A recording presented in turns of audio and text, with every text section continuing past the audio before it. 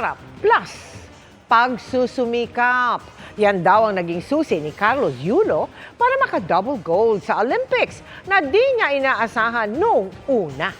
Bukod sa coaches na nagsanay sa kanya, malaki rin ang ambag ng nakalabang Phil Britt na si Jake Jarman dahil may itinuro sa kanya.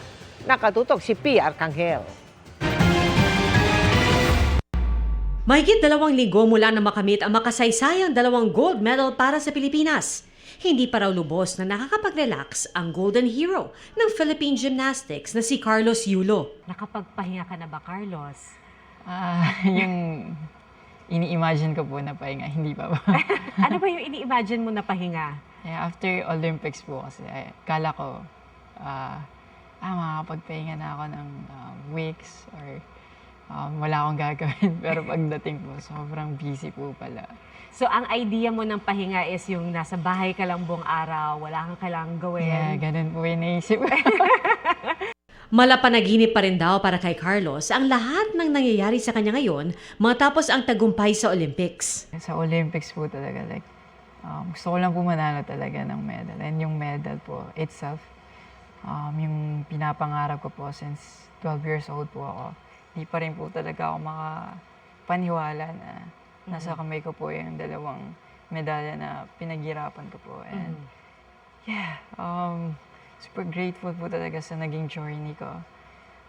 Thankful sa sarili ko din and kay Lord, of course. Hindi ako pinabayaan at hindi ako sumuko. Kwento ni Carlos, hindi naging madali ang journey sa pagtupad niya sa isa sa kanyang biggest dreams na magka-Olympic medal. Katunayan, hanggang sa pagtatapos niya ng kanyang floor exercise routine, hindi raw niya nabatid kung makakapag-uwi ba siya ng medalya o hindi. Nung nakaganon ka na, ramdam mo na ayan na yung gold, napakalapit ng gold. Bago kasi ako mag-start po sa floor, nakita ko na 14.9 plus yung score nung competitor po. I was like, focus na lang ako sa sarili ko. And then, pakita ko kung ano yung pinractice ko. Nagawa ko po. So, sobrang saya po talaga. Pero hindi ko alam na mag-gold ako. Ang vault naman kung saan nakakuha rin ng gold si Carlos, tila mas mahirap pa daw para sa kanya. Pero ang nakatulong sa kanya rito, ang kapwa gymnast at Filipino-British na si Jake Jarman ng Team Great Britain na itinuturing niyang malapit na kaibigan. Si Jake.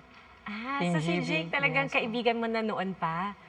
Na-meet ko po siya parang 2018 po mag-18 years old ako.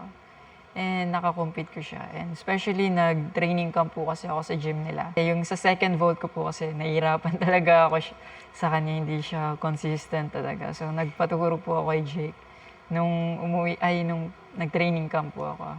And nakatulong naman po yung technique niya po talaga. Nag-thank you ko ba sa kanya pagkatapos ng awarding ceremony? Sabi ko, turuan niya pa po ako.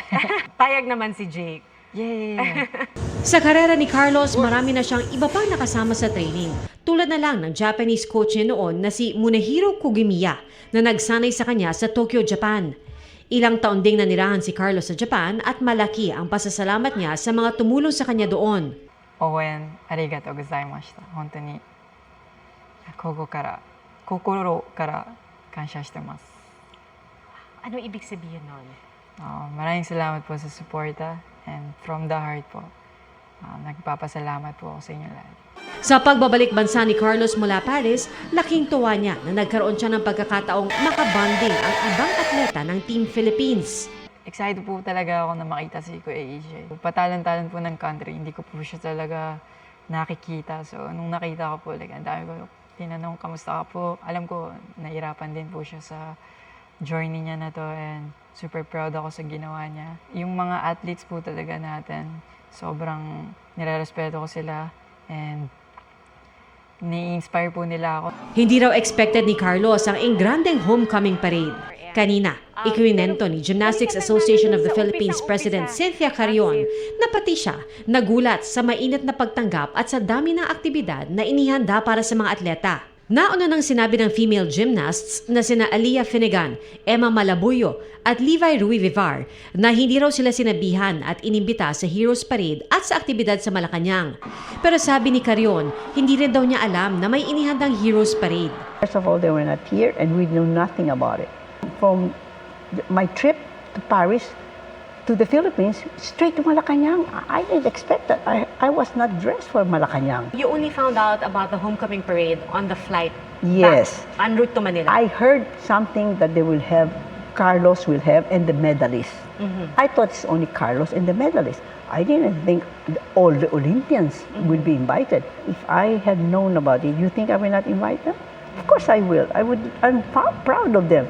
You know, this is the first time in the history that they're getting, they haven't won, but they're getting finances. They're getting incentives. Even their coaches, the foreign coaches are getting it. First time. Pero ayaw na raw palakihin pa ni Carrion ang issue. Mas nais daw niyang pagtuunan ng pansin ang lumalaking interes ngayon sa gymnastics. Dahil ngayon pa lang, pinaghahandaan na nila ang pagsabak ng Pilipinas sa 2028 Olympics. If we can do it. I want him not to go alone, but to have a team of 4 other gymnasts. So I'm trying to look now for a foreign coach now to come. Sa pagbabalik ng golden hero ng gymnastics ng ating bansa, marami ang umaasa na ito na ang hudyat ng golden era di lamang ng Philippine gymnastics, kundi ng Philippine sports. Para sa GMA Integrated News, Pia Arcangel, nakatutok, 24 oras.